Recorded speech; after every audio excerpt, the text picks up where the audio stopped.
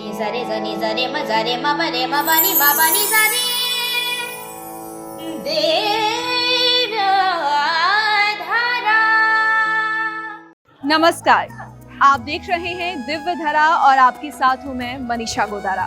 दिव्य धरा की श्रृंखला में आज हम आ पहुंचे हैं एक ऐसे पावन धाम पर जहां आस्था, भक्ति और चमत्कार का संगम होता है।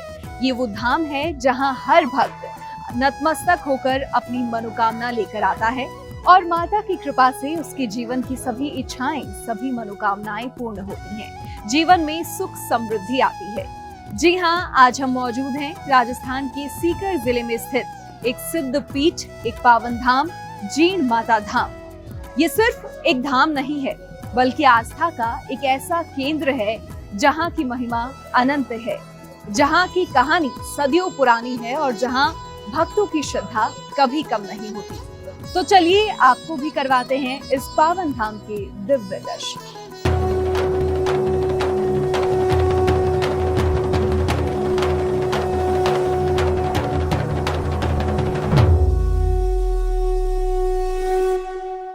कलयुग में शक्ति का अवतार, मां दुर्गा को समर्पित प्राचीन जीण माता मंदिर जयपुर से लगभग 115 किलोमीटर दूर सीकर जिले के सुरम्य अरावली पहाड़ियों में स्थित है। ये पवित्र धाम चारों तरफ से ऊंची ऊंची पहाड़ियों से घिरा हुआ है। बरसात या सावन के महीने में इन पहाड़ियों का अनुपम दृश्य अलग ही छटा बिखेरता है।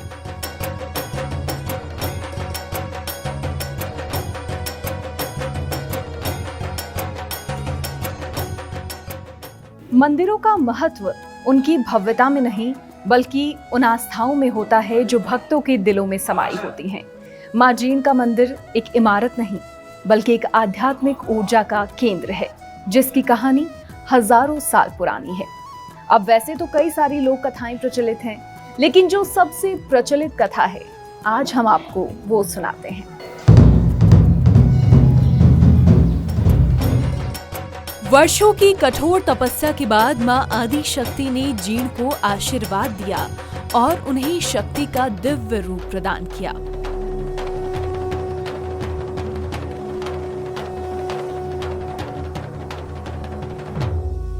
इस प्रकार वो जीण भवानी के रूप में प्रसिद्ध हुई और उन्हें सर्व सिद्धि प्रदायिनी देवी माना जाने लगा।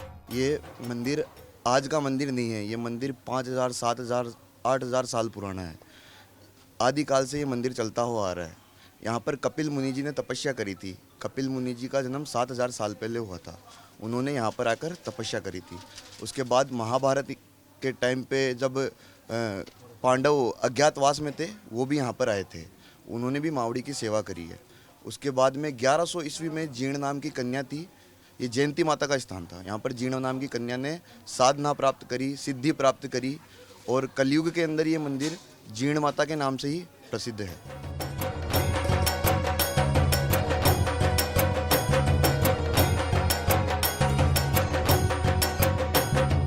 प्राचीन काल में राजस्थान के चूरू जिले में घांगू नाम की विरासत को राजा घांगू ने विक्रम संवत 150 के करीब बसाया था।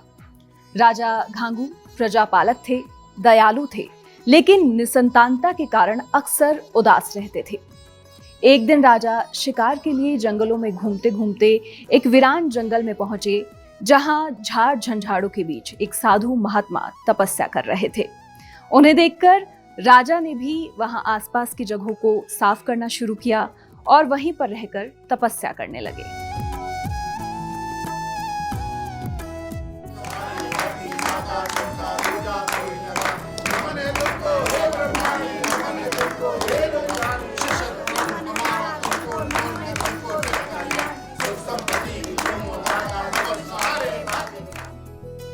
जीण माता शेखावाटी के यादव, राजपूत, पंडित, जांगिड़, अग्रवाल, मीणा और चौहानों की कुलदेवी मानी जाती हैं। मां जीण को मां जगदम्बा तथा मां जयंती के नाम से भी जाना जाता है। और एक दिन जब साधु महात्मा तपस्या से मुक्त हुए तो उन्होंने देखा कि एक व्यक्ति शिवलिंग पर जल चढ़ाने में व्यस्त है। साधु महात्मा को ध्यान मुक्त होकर देखते हुए राजा भी उठकर आए और अपना परिचय दिया। साधु महात्मा राजा की सेवा से खुश हुए और उन्होंने राजा को संतान प्राप्ति का वरदान दिया और उनके वरदान से राजा घांगू को एक पुत्री और एक पुत्र की प्राप्ति हुई। पुत्र का नाम हर्षनाथ और पुत्री का नाम जीण। मंदिर का निर्माण कार्य बड़ा ही सुंदर और सुदृढ़ है। मंदिर की पवित्रता, यहाँ की सकारात्मक ऊर्जा और माँ की कृपा भक्तों को अनोखी शांति और आशीर्वाद प्रदान करती है। मान्यता है कि जो भी सच्चे मन से माँ की शरण में आता है, उसकी हर मनोकामना पूर्ण होती है। जीण माँ जगदम्बा की बहुत बड़ी भक्त थीं। सच्चे हृदय से पूजा अर्चना किया करती थी। बचपन से ही जीण और हर्ष दोनों भाई बहनों में ढेर सारा प्रेम था। दोनों एक दूसरे पर प्राण लुटाते थे। हर्ष का विवाह बचपन में ही कर दिया गया था। फिर जब वो बड़े हुए तो अपनी पत्नी को घर लेकर आए। दुर्भाग्यवश उसी दौरान हर्ष और जीण के पिताजी का देहांत हो गया। मरते वक्त हर्ष और जीण के पिताजी ने अपनी दोनों संतानों की आगे की भविष्य पर चिंता जाहिर की और हर्ष को जीण की पूरी जिम्मेदारी उठाने को कहा। समय बीता और कुछ समय बाद राजा घांगूराव की पत्नी का भी देहावसान हो गया।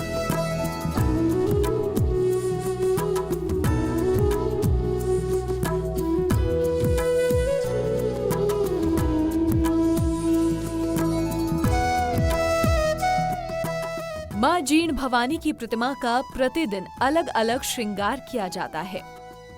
भक्तजन माता को सिंदूर, चूड़ियां, फूलों की माला और विशेष आभूषण अर्पित करते हैं। मंदिर के पास ही ऐसी अनेकों दुकानें हैं जहां माता को चढ़ाने के लिए विभिन्न तरह की सामग्री और प्रसाद आसानी से मिल जाता है। जीण अपने भाई की तरह ही अपनी भाभी का भी बहुत आदर और सम्मान किया करती थी। भाभी को किसी प्रकार की तकलीफ ना हो, इसीलिए घर के सारे काम भी खुद ही कर लिया करती थी। थोड़ा समय बीता। भाई और बहन के अटूट प्रेम को देखकर जीण की भाभी के मन में नकारात्मक विचारों ने घर कर लिया। वो भाई बहन के पवित्र प्रेम को गलत समझने लगी और एक दिन उन्होंने ये बात जीण को भी कह दी। सुनकर जीण का मानो हृदय टूट गया हो।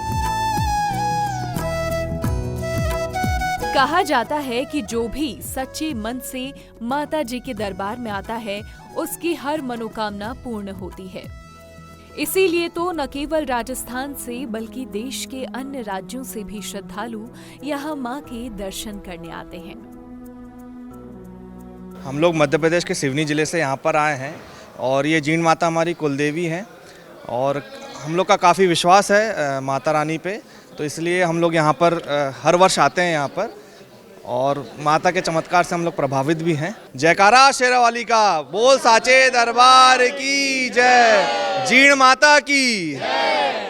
हम उत्तर प्रदेश से आए हैं, उत्तर प्रदेश खुर्जा से आए हैं और कम से कम 50 बंदे आए हैं। मैं माता के बारे में बहुत सुना है हमने लंबा चौड़ा कि माता ने कितना चमत्कार किया था। औरंगजेब को यहाँ से खदेड़ा था उन्होंने, यहाँ पे मधुमक्खियों की अपनी फौज से उनको यहाँ से ऐसे खदेड़ दिया था जैसे पता नहीं क्या है। इतना चमत्कार है माता का यहाँ पे, हम तो सुन के ही मंद मुग्ध हो गए हैं। बहुत ही आनंद आ रहा है और यहाँ पे आकर हमें बहुत अच्छा लगा है। इस मंदिर को लेकर ये मान्यता है कि अगर कुष्ठ रोगी मंदिर में आकर मां के दर्शन कर ले तो दर्शन मात्र से ही वो स्वस्थ हो जाते हैं। मंदिर में भक्तों द्वारा स्वर्ण छत्र भी चढ़ाए जाते हैं।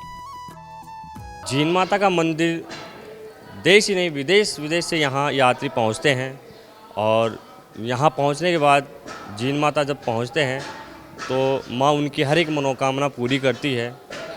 जिस किसी की शादी ना हो, किसी का बच्चा नहीं हो, तो वो माँ उनको एक झोली में एक नारियल के रूप में एक वरदान देती है और वो नारियल उनकी रक्षा करता है और रक्षा से ही जब उनका काम हो जाता है तब भक्त लोग जितने भी माँ को पूजते हैं वो यहाँ अपने चढ़ा के जाते हैं।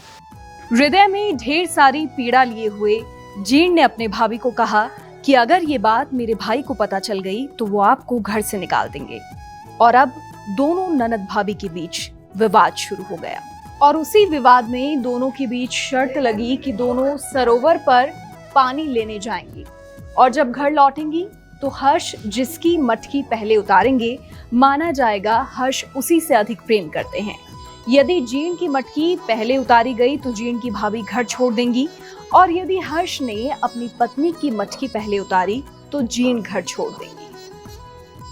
जीण माता मंदिर से कुछ ही दूरी पर स्थित है काजला शिखर माता।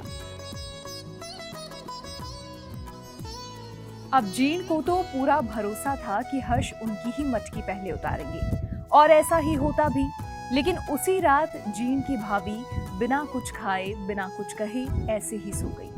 पत्नी को नाराज देखा तो हर्ष ने कारण जानना चाहा। उन्होंने पूछा तो पत्नी ने नाराज स्वर में कहा कि मेरे और जीन बाईसा में शर्त लगी है एक एक ओढ़नी की। अब बाईसा के पास तो बहुत सी ओढ़नियां हैं और मेरे पास केवल एक। कल आप जिसकी मटकी पहले उतारेंगे उसकी जीत होगी और यदि जीन बाईसा की मटकी पहले उतारी तो मुझे अपनी एकमात्र ओढ़नी भी उन्हें देनी पड़ जाएगी।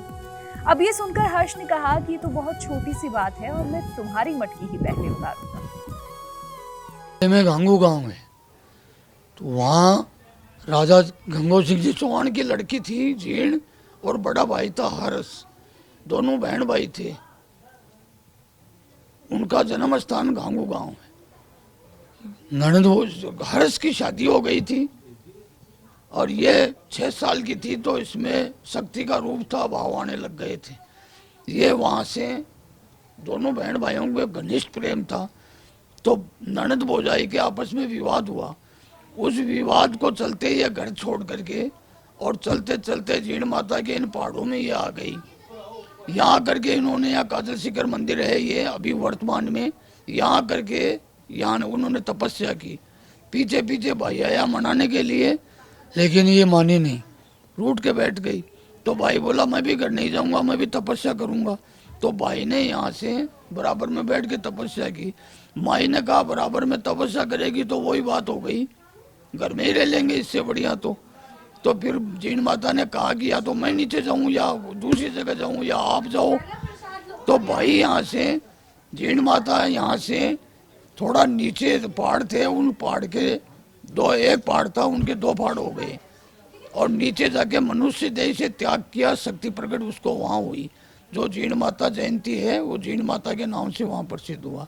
भाई यहाँ से 15 किलोमीटर हर्ष की पहाड़ी पे गया, वहाँ जा करके उसने वहाँ भैरू जी की तपस्या की तो आज हर्ष भैरू जी के नाम से विख्यात है।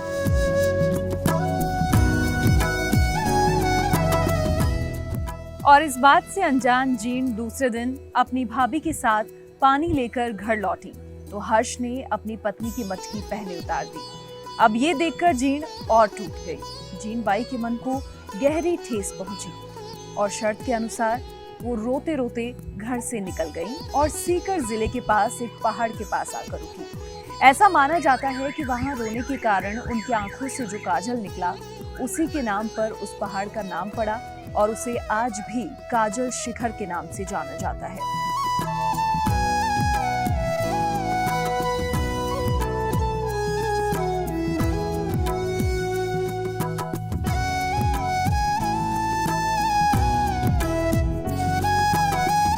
पीछे से भाई हर्ष भी उसी स्थान पर आ गए और जीण को बहुत मनाने की कोशिश की। जीण से कहा कि जीण एक ओढ़नी की बात पर इतनी नाराजगी ठीक नहीं है। जीण ने कहा ये बात नहीं है, लेकिन फिर भी जीण ने सच्चाई नहीं बताई और फिर अंत में हर्ष ने भी फैसला किया कि वो भी वहीं रुकेंगे। उन्होंने भी वहीं रुककर तपस्या करना शुरू कर दिया। जीण माँ जगदम्बा की तपस्या में लीन हो गई और हर्ष भगवान भोलेनाथ की तपस्या करने लगे।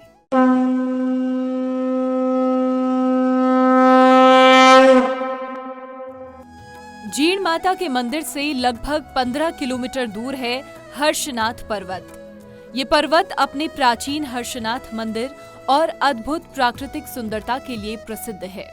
हर्षनाथ पर्वत अरावली की पहाड़ियों में स्थित है और यहाँ से सीकर शहर और आसपास के गांव का मनमोहक दृश्य दिखाई देता है। ट्रैकिंग और प्रकृति प्रेमियों के लिए ये स्थान एक शानदार जगह है। और दोनों की अटूट तपस्या देखकर एक दिन माँ जगदम्बा प्रकट हुई और उन्होंने जीण को वरदान दिया कि कलयुग में तुम मेरे नाम से पूजी जाओगी। हर्षनाथ की घोर तपस्या देखकर भगवान शिव ने उन्हें वरदान दिया कि कलयुग में तुम भैरव रूप में पूजे जाओगे। और बस तभी से यहाँ लाखों की संख्या में श्रद्धालु हर रोज आते हैं और खास तौर पर नवरात्रि के अवसर पर यहाँ श्रद्धालुओं की भारी भीड़ उमड़ती है। लोग अपनी मनोकामनाएं लेकर आते हैं और माँ जीण, भवानी और हर्षनाथ अपनी कृपा से उनकी सभी मनोकामनाएं पूरी करते हैं।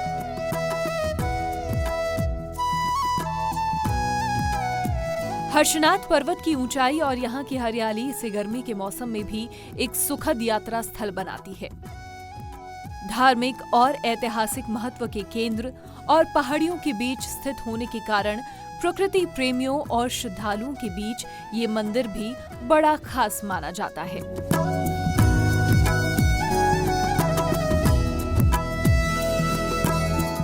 हर्षनाथ मंदिर भगवान शिव को समर्पित है। ये मंदिर 10वीं शताब्दी में बना था और इसकी स्थापत्य कला राजपूत काल की भव्यता को दर्शाती है।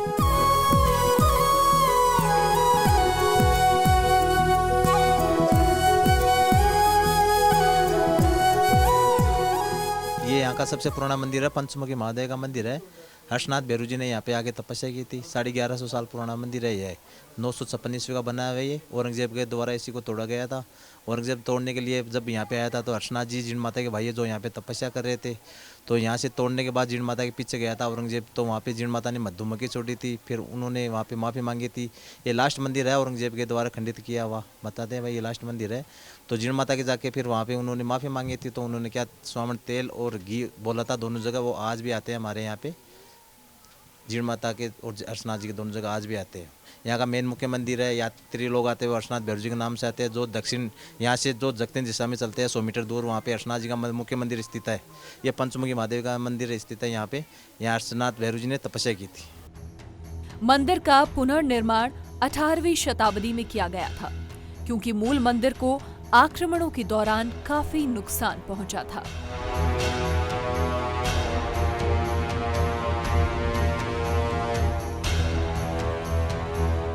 जीण माता जब यहाँ तपस्या कर रही थी उस पीरियड में मुगलों का शासन था हिंदुस्तान पे।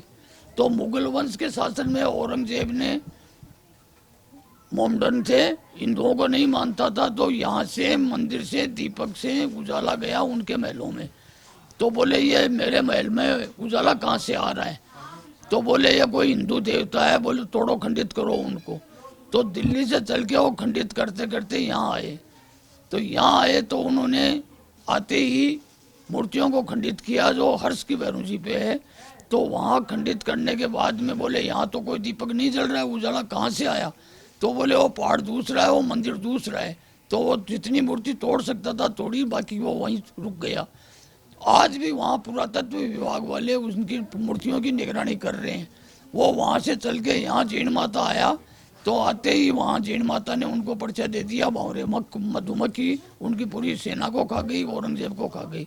तो उन्होंने नतमस्तक होकर के माता से माफ़ी मांगी। तो माता ने उससे वचन लिए, वचनबद्ध होकर के और उसने माफ़ी मांगी। तो माता ने उनसे यही कहा कि मेरी आज से अखंड जोत रहनी चाहिए। तो औरंगजेब की दी हुई अखंड जोत है घी की और तेल की। दिल्ली से स्वामण घी स्वामण तेल आता था।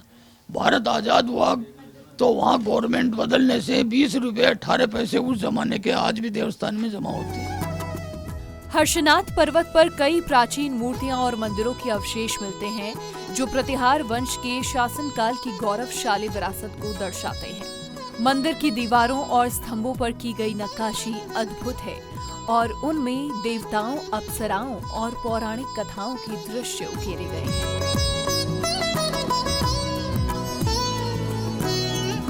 इस स्थान को ध्यान और साधना के लिए भी आदर्श माना जाता है। यहाँ आने वाले श्रद्धालु कहते हैं कि पर्वत की ऊंचाई और मंदिर की दिव्यता से उन्हें अद्भुत आध्यात्मिक ऊर्जा की अनुभूति होती है। हर्षनाथ पर्वत पर कई पवन चक्कियां स्थापित हैं, जो हवा से बिजली उत्पन्न करने में मदद करती हैं। ये क्षेत्र ऊंचाई और खुली हवा के कारण प्राकृतिक रूप से हवा की तेज गति को पकड़ने के लिए उपयुक्त है। हर्षनाथ पर्वत पर स्थित पवन चक्कियां इस क्षेत्र की सुंदरता को और बढ़ाती हैं। मंदिर के दर्शन के लिए आने वाले पर्यटक इन विशाल पवन चक्कियों को देखकर काफी आकर्षित होते हैं। ऊंचाई पर स्थित ये पवन चक्कियां हर्षनाथ पर्वत के प्राकृतिक दृश्य को और भी भव्य बनाती हैं।